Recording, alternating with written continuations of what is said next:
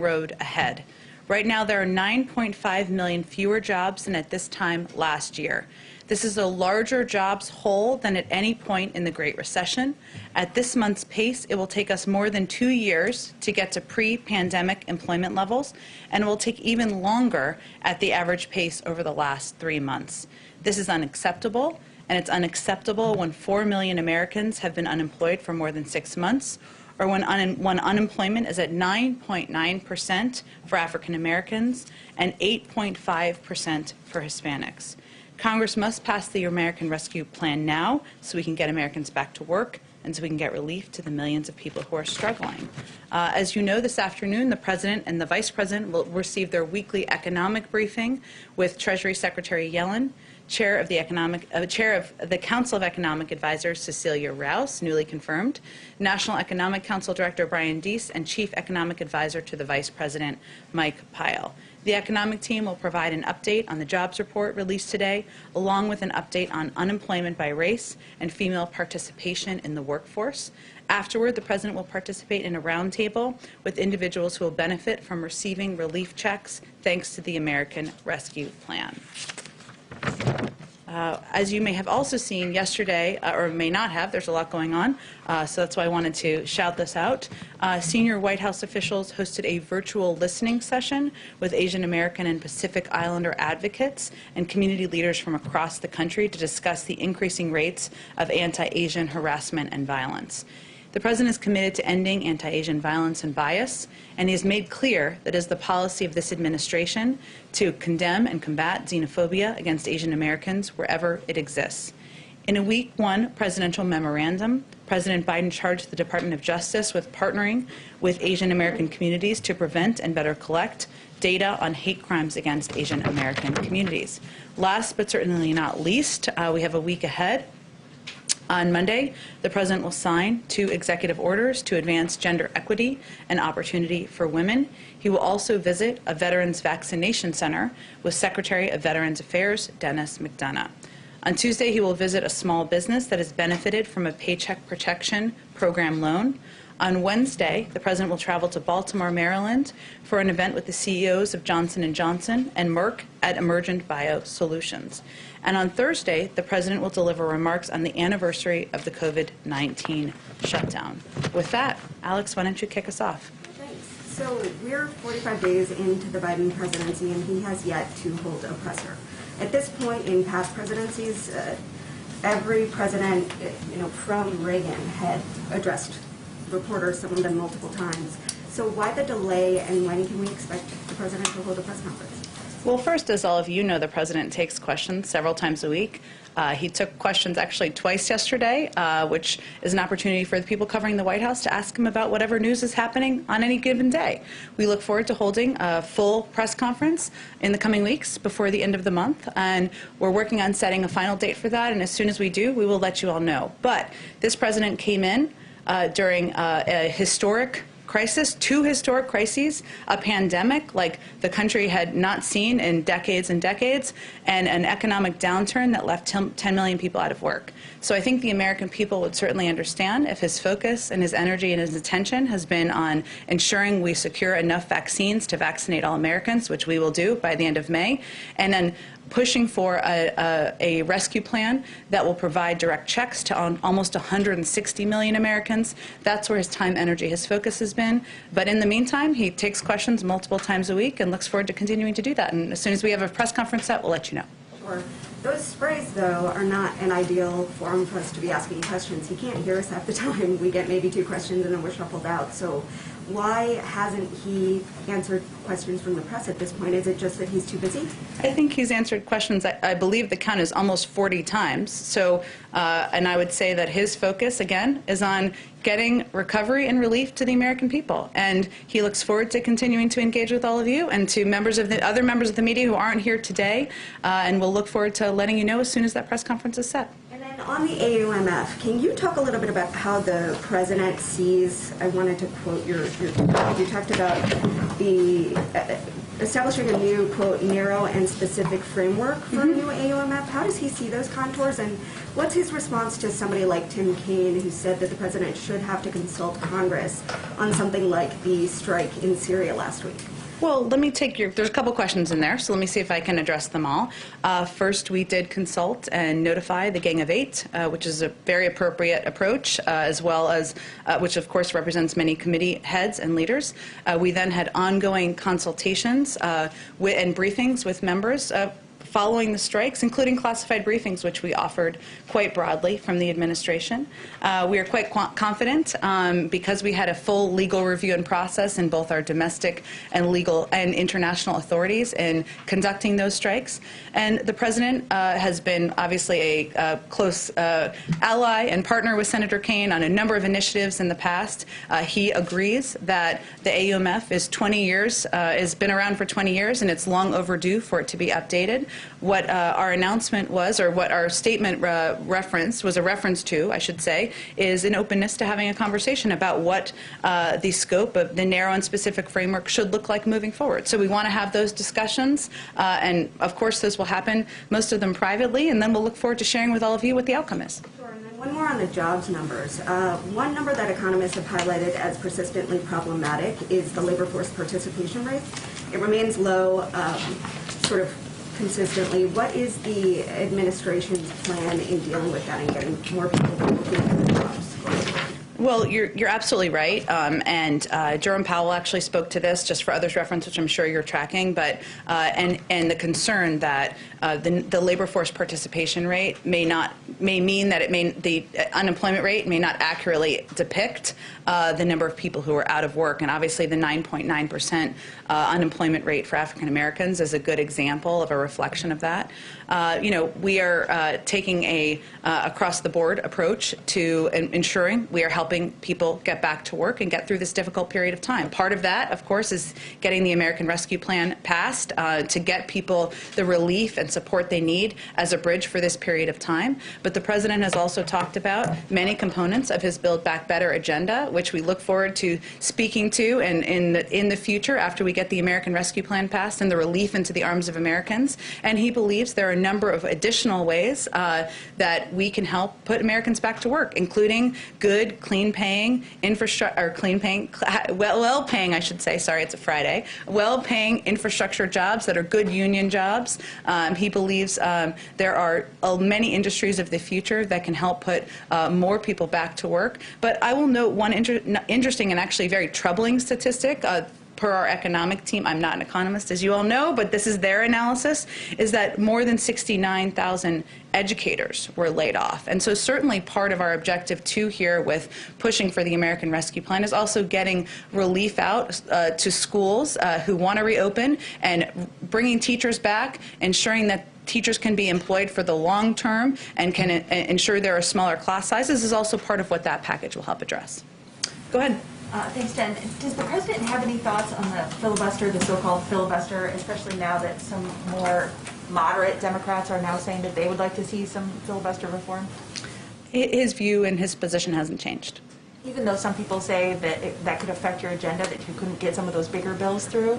Well, look, the president believes that infrastructure, just to keep with the theme, it is not Infrastructure Week, but he did just have the meeting yesterday, that infrastructure is a policy and a proposal he's long been a supporter of, as have Democrats and Republicans in the past. Even look at immigration reform. Immigration reform is an issue that many Republicans and Democrats who are elected have said and have supported in the past. The private sector has supported. He's a believer that there is a path and a way forward for Democrats and Republicans to certainly work together, and he's hopeful there's an opportunity to do exactly that. I know you're focused on the stimulus bill today, but is there a tentative plan for when we would see an infrastructure plan from the president? Again, as we've said in the past, and you gave me a little bit of an opening for this, but our focus is fully on the American Rescue Plan. We look forward to the president signing that into law, to relief and to checks going out to the American people, to funding going to schools so they can reopen, to more funding going out to get more vaccines in the arms of Americans. And his agenda and his priorities are not a secret, especially for those of you who covered the campaign. He talked about everything from infrastructure to doing more for caregiving, to doing more to help expand access to health care, doing more to address the tax system. Those are all components that are certainly under discussion, but we'll have more to say in the weeks ahead. Go ahead. Thank you, Jen. The White House Chief of Staff, Ron Klain, pointed out this morning that at the pace of today's jobs report, it would take until April 2023 to get back to pre-pandemic economic levels. So how much quicker does the White House believe the economy can recover to those levels with this $1.9 trillion package? How many more months or years does this buy? Well, don't take it from us. Take it from outside economists. And independent analysis shows that passing the rescue plan will create 7.5 million jobs in 2021 alone, and get our economy back to full employment. Will help create those, I should say, help get our economy back to full employment 1 year faster.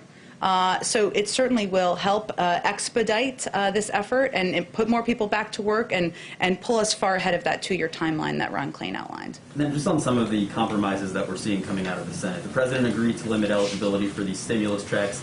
He is also now allowing these unemployment checks to be lowered from $400 to $300 a month, even though, of course, there is an extension there until September.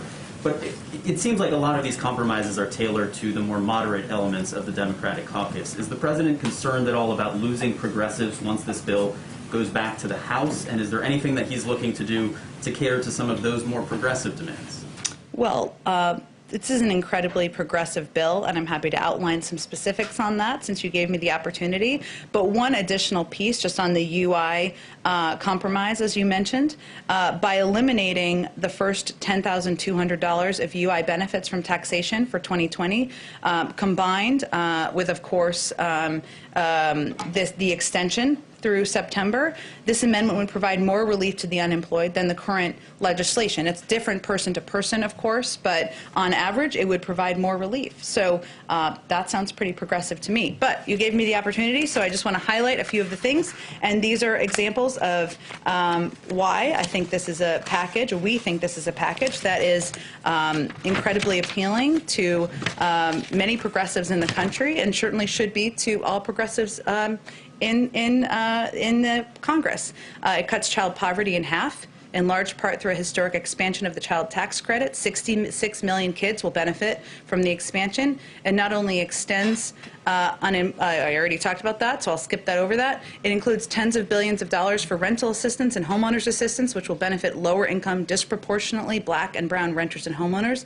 It includes money, as you know, to get shots back in arms so that kids can go back to school. Reopening schools and schools being closed has a disproportionate impact on lower income communities. Those are progressive proposals, progressive ideas, and $1.9 trillion package is certainly a progressive-sized package. And so we are certainly confident, hopeful and confident that we will be able to get support in the House. And then on the border, could you provide any more details about that trip planned by senior members of the president's team to the border? Who's going? Any more details you can offer on that? Sure. Well, again, as I like to say, there's a lot going on. So to catch people up who aren't following exactly what you're following, President Biden has asked senior members of his team to travel to the border region in order to provide a full briefing to him on the government response to the influx of unaccompanied minors and an assessment of additional steps that can be taken to ensure the safety and care of these children. Out of safety, security, and privacy concerns, the date and time of this visit will remain confidential, but the White House, and for now, but we will provide a full readout of the visit once it concludes. So no details on who's going?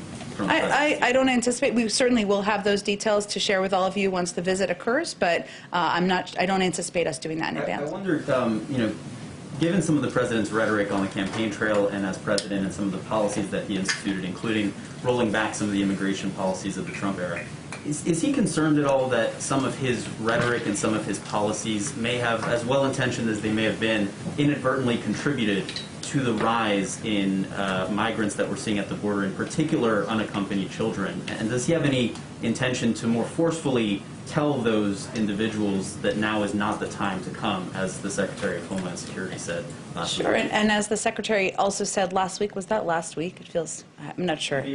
I don't know, it may have been this week.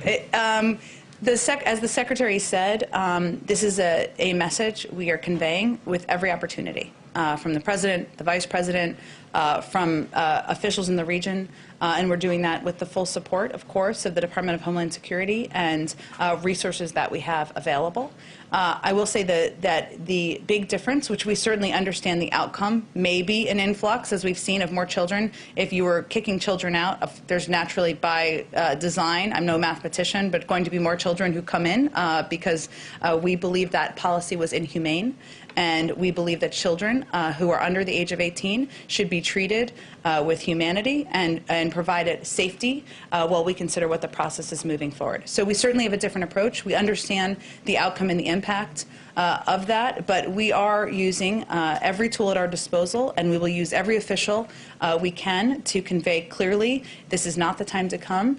The majority of people who come are turned away. Families, adults, we're really talking about children, which is, I know, what you were referencing. But you do believe that there may be, that part of that rise is due to some of your policies and rhetoric of this administration? I certainly didn't say that exactly, but all I'm conveying is that obviously we're going to have more kids in the country, since we have been letting unaccompanied minors stay, and the last administration immorally kicked them out, in our view. So go ahead. Jen, thank you. To follow up on a question I asked about these minors yesterday, Reuters is now reporting that Fort Lee is going to be used as a housing facility for some of these minors in Virginia. Can you confirm whether that's true, and if you are considering other military bases around the country? Well, as we've just been talking about, obviously we recognize the challenge of having these unaccompanied children come across the border, and the influx that we're certainly preparing for and preparing to approach. So, of course, we have to look for facilities and places where we can safely and humanely have these unaccompanied minors. In the interim, that would be the decision of HHS. So I would send you to them, but I don't have anything to confirm in terms of additional facilities at this point. Got it. And I guess just to follow up on Jeremy, I think, well, I don't want to speak for him, but a lot of Americans are saying that, you know, the surges are happening under President Biden's watch after he reversed some previous policies. So does the administration take any accountability for what's happening? Who are the Americans?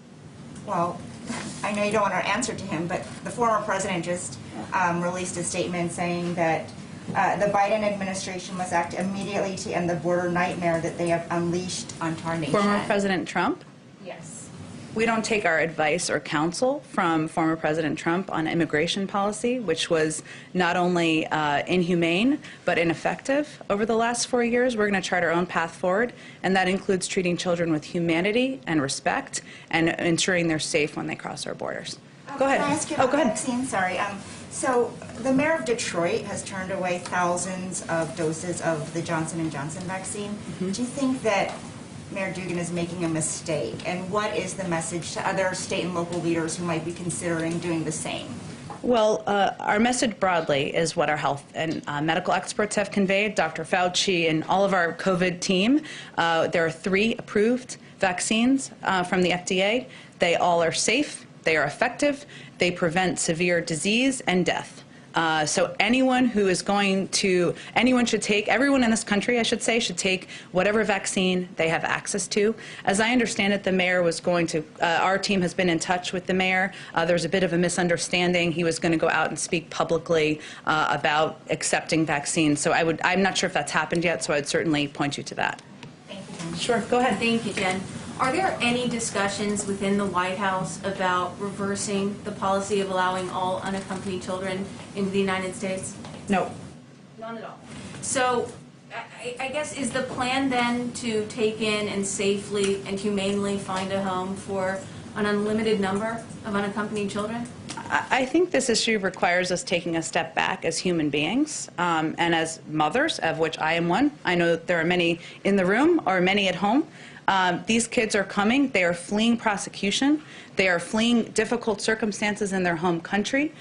When they come here, all we're talking about here is ensuring that they are treated safely, they are not trafficked, they are not sent back on a unsafe journey. That's what we're talking about. When these kids come in, it doesn't mean they are ensured that they get to stay. They go through the processing system that everyone goes through. But we want to ensure that that is done by treating them humanely and with respect. Many of them will be sent back home eventually, but we're talking about how we treat them as they come in the country. Well, and I'm a mom too, so I certainly feel for all of these children that are fleeing very difficult situations in their homes to come here.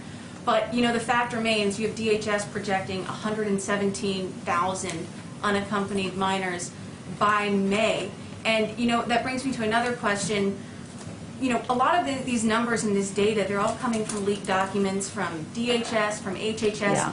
Why doesn't the White House just release these numbers? I mean, don't the American people deserve to get the data straight from you and straight from the White House? Data of projected numbers in internal documents for policy discussions? Data about how many unaccompanied children and migrants are crossing the border on a daily basis. I understand eventually it's made public, but why not right now? It is made public by the Department of Homeland Security and the officials who oversee the entire process. It is made public, but we don't, as a policy, make public or confirm private decks and policy documents, as no administration would. So can you confirm how many illegal border crossings there are on average every day right now? I would send you to the Department of Homeland Security and CBP, who of course would be overseeing that process. Okay, and one more question on immigration. House Minority Leader Kevin McCarthy, he's requesting a meeting with President Biden about this issue. He's also asking President Biden to acknowledge the crisis. Will President Biden take that meeting, and I'll ask it again, will he acknowledge that there's a crisis? Well, first, the President and this administration's focus is on digging out of the dismantled and inhumane immigration approach of the last administration. And that's why the President has proposed an immigration bill that would not only address the root causes that Leader McCarthy referenced in his letter, but would move beyond the policy of funding ineffective border walls by investing in smart security at ports of entry, and would also create a pathway to citizenship. And we would welcome the openness or desire to engage on that from the leader or any Democrat or Republican who wants to have a conversation about a constructive path forward. Go ahead. A couple of follow-ups, if I can. First, on the AUMF discussion. Right now there are two active AUMFs, 2001 and 2002. The president is in favor of replacing both of them with one, with two. What does that look like? He wants to discuss a narrow and specific framework moving forward. Obviously, it's outdated. You know, those are 19 and 18 years old, and that's the discussion he hopes to have in partnership and with the leadership of Senator Kaine, and determine what the approach and framework should be as we look ahead. Would that then, in moving forward, looking at the sort of the Syria airstrike, for instance, would he have to go to Congress moving forward if he wanted to order another military engagement like that? Well, and that the Syria airstrikes were, of course, and we had a whole legal process and review, and we're confident in the legal authorities for that strike, and they were the self-defense of U.S. military personnel who were threatened overseas. So, you know, I will leave it to the discussion of the framework moving forward, but I would say that we are confident in both our approach and the authorities we had for those strikes. And one on infrastructure, if I can. Go ahead. I know you're focused on the COVID bill, but you know, when the American Rescue Plan was first introduced, President Biden was very encouraged that there would be bipartisan support for it. It does not appear that there will be any bipartisan support for it. Republicans haven't voted for it yet.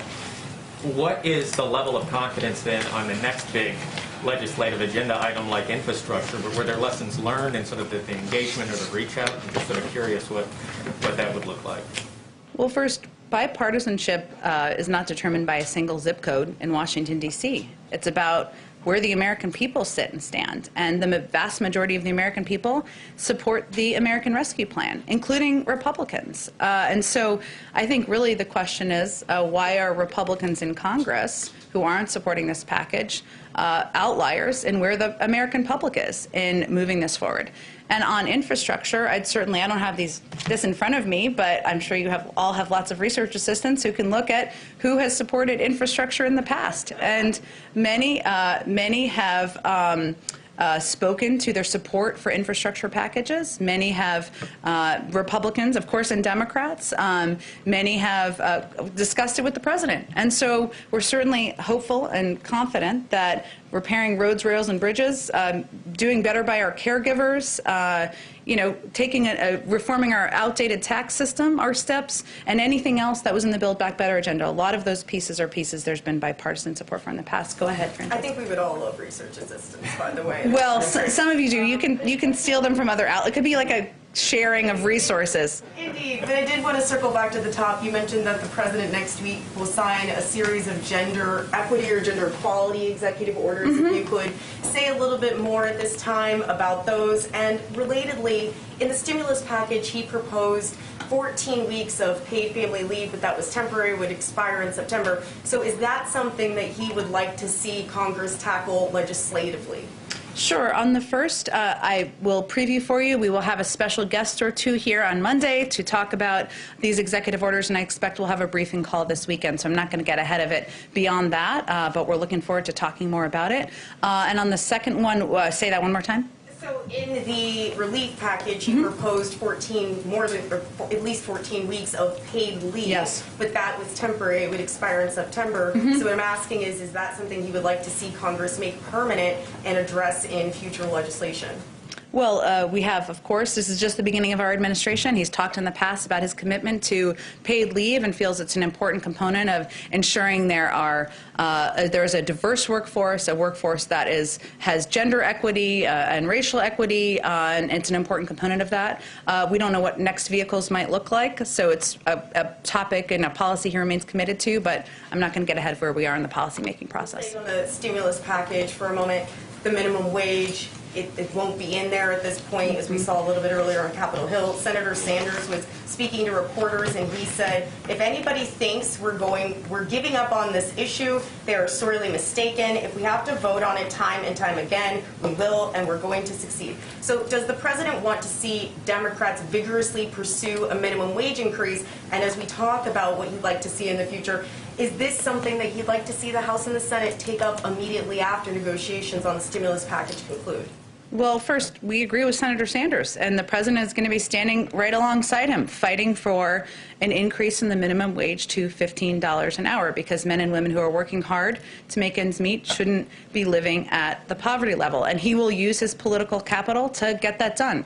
I don't have anything to preview for you in terms of the order or the timeline, but it remains a priority, and it is something that the president would like to get done and will use his capital to do. I'll also add, just you didn't ask this, but there's been a little bit of a rumor mill, so I'm just going to address it. Right now, as you know, we're focused on the American Rescue Plan, getting it through Congress, and the president and his team are not engaged in conversations or negotiations about lowering the threshold for the minimum wage. It's just to be crystal clear on that. Go ahead.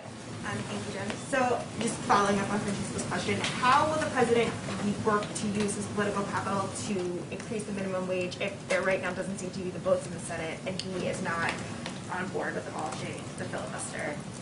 Well, look, he has an ambitious agenda moving forward that includes a number of proposals that there's bipartisan support for, and he's going to work with Democrats and Republicans who are open to it to discussing how we move forward. But I don't have anything to preview for you about the legislative strategy for an initiative that is after the American Rescue Plan. Can I just ask one more question for another reporter? Go ahead. Who might be here? What advice is the president receiving by his COVID team in regards to ongoing travel bans, and when would the president like to see them lifted? He relies on the advice and decision-making of his health and medical team and experts, including the CDC, so he'll wait for them to make any decision about future lifting of those guidelines. Go ahead, Trevor. Just a couple on technology. You had a statement out from Jake Sullivan last night on the Microsoft-related breach. I'm just curious if that affected any government computers, departments, agencies, and any more color detail around that. Sure. This isn't, and for anyone who didn't see, National Security Advisor Jake Sullivan's tweet last night. He spoke to the Microsoft breach that's been reported, but this is a significant vulnerability that could have far-reaching impacts. First and foremost, this is an active threat. And as the National Security Advisor tweeted last night, everyone running these servers, government, private sector, academia, needs to act now to patch them. We are concerned that there are a large number of victims and are working with our partners to understand the scope of this. So it's an ongoing process, Trevor, I would say. Network owners also need to consider whether they have already been compromised and should immediately take appropriate steps. The Cybersecurity and Infrastructure Security Agency issued an emergency directive to agencies, and we're now looking closely at the next steps we need to take. It's still developing. We urge network operators to take it very seriously, but I don't have any other readouts beyond that. Okay, just as far as any color around whether the government itself was impacted by this? I think I conveyed there clearly that what he was, what National Security Advisor Jake Sullivan has conveyed and why he put this message out publicly was that this is an ongoing threat, and he was encouraging patches to be done across, as he said, government, private sector, academia, and we're still looking closely at what happened and the next steps that need to be taken. Okay, and then I just wanted to ask about Tim Wu, Sure. Who you announced hiring today. He has very publicly advocated for breaking up big tech companies like Facebook. Those are the kinds of issues he's going to be advising President Biden on. Is that now White House policy? What is he going to be doing with regard to the FTC and the DOJ and what they're already doing on those big tech companies?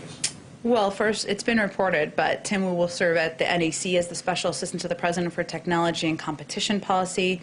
He was recently a professor at Columbia University Law School. He previously served as Senior Enforcement Counsel to the New York Attorney General and as a Senior Advisor at the FTC. He brings, as you noted, in some way, different words, but a wealth of knowledge and experience about technology and competition policy that will help ensure President Biden's economic agenda supports working families, strengthens the middle class, and protects consumers. You know, the president has been clear on the campaign, probably more recently, that he stands up to the abuse of power, and that includes the abuse of power from big technology companies and their executives. And Tim will help advance the president's agenda, which includes addressing the economic and social challenges posed by the growing power of tech platforms, promoting competition and addressing monopoly and market power issues, expanding access to broadband for low-income and rural communities across the country. But his hiring is a reflection of the value of his expertise. If the administration policy was determined by every person that was hired, we would have 400 different policies in each issues. You know, the president welcomes expertise, he welcomes experience, and Tim Wu certainly brings that in droves. Okay, because Biden has never publicly talked about breaking up big tech companies. So I just wanted to clarify: is that the policy of this White House? We don't have new policy to announce here, Trevor, just that the president believes, as he's talked about before, that it's important to promote competition and address monopoly and market power issues. But we don't have new policy to announce. We're 6 weeks into an administration, but certainly we welcome the expertise of individuals like Tim Wu. Go ahead. Go ahead. Thank you. Oh, sorry. We can go to both of you. We're not in a rush. Go ahead. Okay, thanks. I will. Given the many questions about the transparency of the World Health Organization's COVID investigation in Wuhan, is there a point at which the president, who made such a priority of putting the US back into the WHO, will say, we're getting fed up, and actually go back a little bit towards the former president's position, which is that the WHO was basically useless for the United States? Well, I would actually say that we're gratified that the WHO has determined to hold on releasing an interim report into the origins of COVID. That was a positive step, which was taken in part because of our involvement and engagement. In recent weeks, we have spoken with many international allies and partners who shared our concern about the ways in which early findings of the investigation had shared the same concerns. We feel this is an encouraging sign that U.S. re-engagement is already having a positive impact, and we rejoined the World Health Organization on the first day of the Biden administration so that the United States could once again lead in an international fora. So the president is satisfied with the way that whole report work is going ahead right now?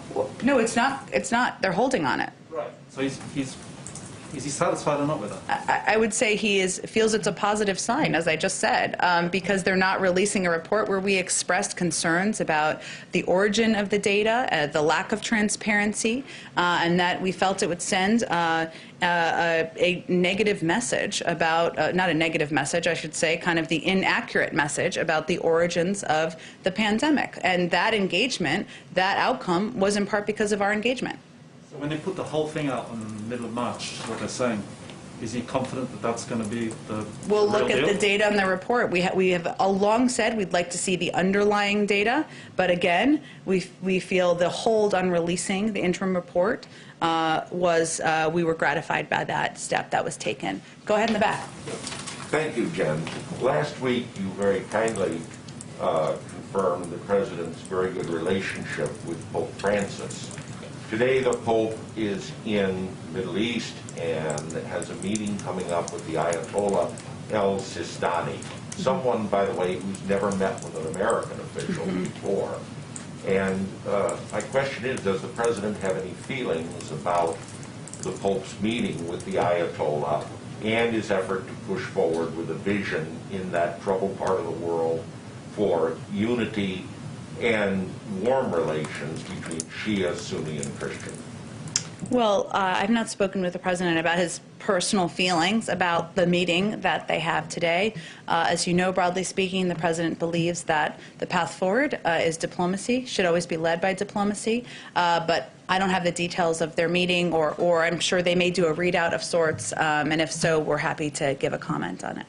The other thing is that as of March 1st, the Congress has not invited the President to deliver the State of the Union address, meaning he has so far gone the longest of any president in his first year without confirming a date for the State of the Union, with the exception of President Nixon in 1969. Well, a little bit of history, I like it. And who gave no address and waited until the following year. Is he going to follow that example, or should we expect an invitation soon on the State of the Well, Union? first, for clarity purposes, and I know this wasn't your intention, but it's not a snubbing happening here. We are in the middle of a global pandemic, and of course, any joint session speech would look different than the past. We certainly intend on the President delivering a joint session, not a State of the Union in the first year that they are in office. But we don't have a date for that or a timeline at this point in time, and we've been engaged closely with leaders in Congress about determining that. Okay. Do we expect an announcement soon on that, or? We'll see. We're in discussions. We're working with them, and as soon as it's finalized, we're happy to share that with all of you. One final question. The Turkish publication, Duvar English, cited a Turkish businessman, I believe his name is, and I hope I'm pronouncing it right, Akim El Tapim, who said he is a friend of the Biden family and he's hosted one of the president's brothers on a vacation. It's interesting that the president, in all his calls to world leader, has not called President Erdogan yet. Does he plan to make the call like that, or is he going to operate with back channels to Ankara? I'm not familiar with this individual or this engagement, but certainly the President has many global leaders, world leaders. He still needs to call, and he will venture to do that in the coming weeks and months. So he will call President Erdogan? I'm sure at some point. Go ahead. Yeah. John, the House has sent the LGBTQ Equality Act to the Senate, where it'll be one of several bills that faces an uncertain future. Will the President reach out to lawmakers on the Equality Act? It certainly is a piece of legislation the President supports, as you well know, and he discusses a range of his priorities with members of Congress, the House, and the Senate, and I'm certain when given the opportunity, he will advocate for the passing. And I know you've been asked about the legislative filibuster this briefing already, but I would like for you to address it as it pertains to this specific bill. Isn't there a reasonable expectation that if the President strongly supports this bill that he would want to welcome the end of the filibuster to see it get to his desk? The President's position hasn't changed. He looks forward to advocating for the passage of legislation that he supports and working with Democrats and Republicans to get that done. And finally, who at the White House is coordinating the approach to the Equality Act?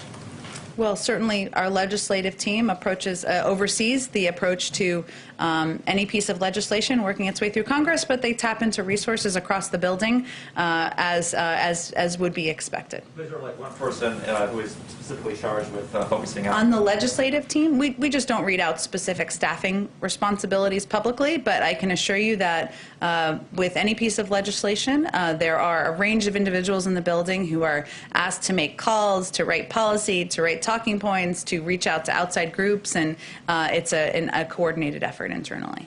Go ahead. I have a question about vaccine diplomacy.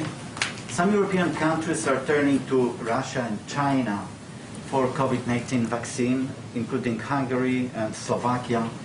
Do you believe that by offering vaccine supplies, Moscow and Beijing are trying to help or divide Europe? And do you think that such offers should be accepted? Well, we'll leave that to individual European countries to determine, but I would say that we are concerned about the use or the attempted use of vaccines as a means of diplomacy by Russia and China. We, of course, support doing that through an international coordinating body like COVAX, which I know is not applicable to every country. And we, of course, want to work directly with countries around the world about how we can support their efforts moving forward. We understand that's challenging at this moment in time because the president's priority is ensuring every American is vaccinated. We'll have enough vaccines to do that by the end of May. Then there's, of course, a distribution process after that. But, that remains our priority here, but we look forward to remaining engaged through proper international coordinating bodies and directly with a number of these countries. May I follow up? Aren't you concerned that President Biden's America First vaccine policy actually gives opening to China and Russia and reduces U.S. influence around the world? Well, I would first say that we work with European countries and partners, Asian countries and partners in South America on a range of priorities and issues, whether it's security, whether it's addressing the threat of climate, whether it is economic partnership and relationships, and we'll continue to do that.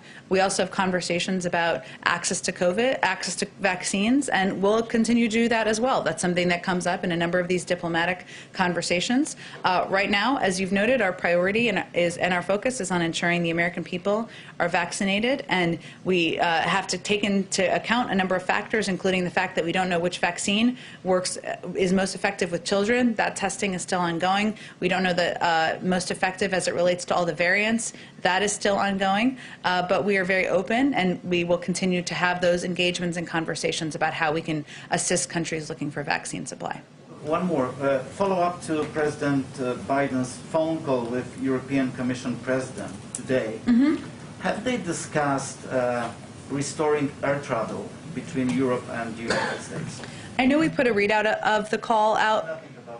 I'd have to talk to our national security team and see if that's something. If it was raised on the other end, we'd leave that to them. I don't think there was any intention of raising that from our end, so they may have more to speak to it from their end. Sorry.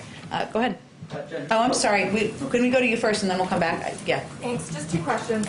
First, the president earlier this week, in remarks to the House Democratic Caucus, suggested that the White House under Obama didn't take enough of a victory lap following the 2009 stimulus. I'm wondering if you can just expand on what the White House plans to do differently this time, assuming the rescue package is passed in the coming days. Sure. Well, I was here during that period of time, and I would say that any of my colleagues at the time would say that we didn't do enough to explain to the American people what the benefits were of the rescue plan, and we didn't do enough to do it in terms that people would be talking about at their dinner tables. And that's one of the reasons we, of course, have been trying to break down the impact of the American Rescue Plan into the key components that will impact people directly. The direct checks, ensuring funding gets funding to help expedite vaccine distribution, and of course reopening of schools. But our focus is on getting the package passed, and once it does, we look forward to taking some time using the president, the vice president, the first lady, the second gentleman to engage with and communicate with the American people about how the package impacts them and how it will help them get through this difficult period of of time. And then second on infrastructure, Representative DeFazio said after the meeting yesterday that there were discussions about how to pay for an infrastructure package. I'm just wondering if you can give us a little more sense of what was discussed yesterday. I don't have any more details. We don't even have a package that is being proposed at this point, and when we get to that point, I'm sure we'll have this discussion. Obviously, the President has talked in the past about different revenue raisers, whether it's rolling back certain tax cuts, but we're just not at that point in the internal policy discussions quite yet. Go ahead, Alexandra. Alexandra, I was looking at you. Sorry, go ahead. Okay, go ahead. Go ahead, Francesca. Two more questions for you, and then I'll be done. So earlier this week, Secretary Blinken had a call with Juan Guaido, who the U.S. recognizes as the interim president of Venezuela. President Biden has not yet made such a call. I know you've said that he has a long list of foreign leaders that he'd like to call. He does. But at what point do you think that he might give Juan Guaido a ring? I just don't have anything to predict for you. And I will say, having served at the State Department before, sometimes a call from the Secretary of State happens before a call from the President. Not always, but I don't have a list of his upcoming calls planned for foreign leaders. Okay, and the other one was I wanted to ask about a campaign pledge that President Biden made. During the campaign, he said that he would direct $70 billion to HBCUs. So I was wondering if you could provide an update on that. Is there any executive orders or legislation in the works that would address that issue? He remains committed to supporting HBCUs and supporting them financially, but I don't have anything to preview for you in terms of policy. We are only 41 days in, a lot more policy making, executive order doing, well, some executive order doing to be done. Go ahead, and then we'll come back to you, Jeremy. Go ahead. Jen, a number of state legislatures are advancing legislation seen as imposing additional restrictions on transgender youth, including bills that would inhibit their ability to participate in sports and access transition-related care. One of such bill is on its way to the governor of Mississippi's desk, if not signed already. Has the president expressed any concern about these bills in the state legislatures? I would just say that the president's view is maybe not well known, but let me restate it here. I'm not aware of discussions directly with state legislators. If he had those discussions, you would likely know, I should say. But the president believes that trans rights are human rights. And that no one should be discriminated on the basis of sex. Not only is this the law of the land, it's his own deeply held view. The anti-discrimination executive order the president signed is focused on children being able to learn without worrying about whether they will be discriminated against. And this means not being denied access to the restroom, the locker room, or school sports. And him signing an executive order sends a pretty clear message to state legislators, to lawmakers about where he stands on this issue and what his position is as president. Okay. I mean, if you want to take We'll do two more. It's a Friday. Okay, and then Jeremy can wrap us up. Go ahead. Okay, thank you. Two questions about New York Governor Andrew Cuomo. The first is I just wanted to know if the White House had any sort of reaction to these twin reports in the Wall Street Journal and the New York Times that aides to Governor Cuomo had altered the report on nursing home deaths to hide a higher death toll. We've certainly seen those reports. Obviously, they're troubling, and we certainly would support any outside investigation, but those wouldn't be determinations made by us. Okay, and on the other controversy that Governor Cuomo's facing, the third accuser did a long interview on CBS News last night. I'm wondering if the vice president or the president watched it or heard about it. I'm not aware of them watching it. They obviously both have a full schedule we keep them to, of course, as I've noted in here before, but I welcome the opportunity to repeat. Well, so I guess my question is, in 2017, when then Senator Kamala Harris was calling on Senator Al Franken to resign for similar issues, she tweeted, and I quote, "Sexual harassment and misconduct should not be allowed by anyone and should not occur anywhere." So, what does it say to women like Charlotte Bennett when the Vice President of the United States will comment about that, but won't say the same thing about these allegations against Governor Cuomo? Well, I think the Vice President's view is that she believes all women should be treated with respect. Their voices should be heard. They should tell their story. There's an independent investigation that is happening now, being overseen by the New York Attorney General, and she certainly supports that. And hopefully all of the individuals who have come out should see that as her point of view, and and one that I'm happy to reiterate on her behalf. But so why won't she say that? Again, I think I'm speaking on her behalf. This is the White House. That's the benefit of doing this briefing every day. Go ahead, Jeremy. Thanks, Jen. Just a couple more on the COVID bill. Since the president proposed that $1.9 trillion package, the national picture has changed in a few significant ways. This jobs report today shows the economy is recovering at a faster pace than anticipated.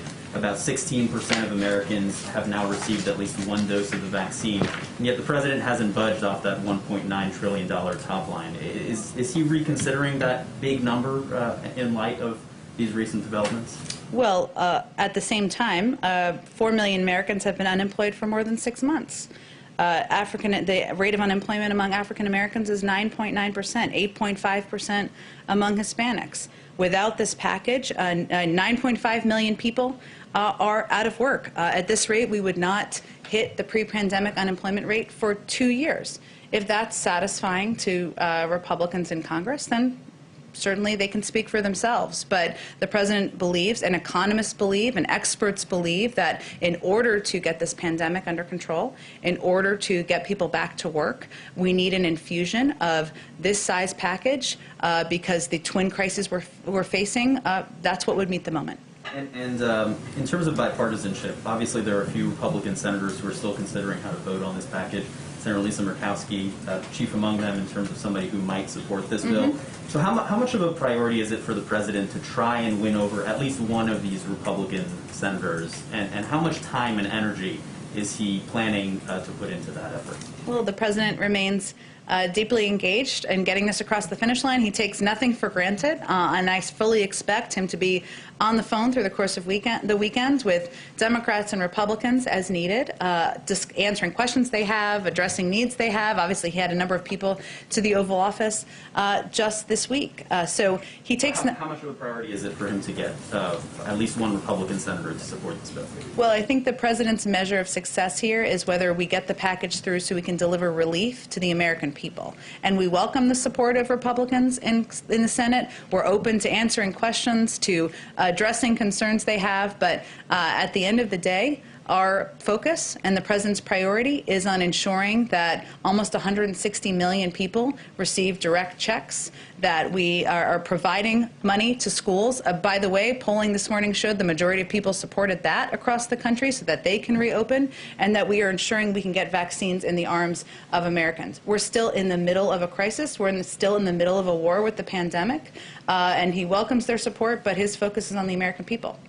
Thanks, everyone. Thank you, Jen.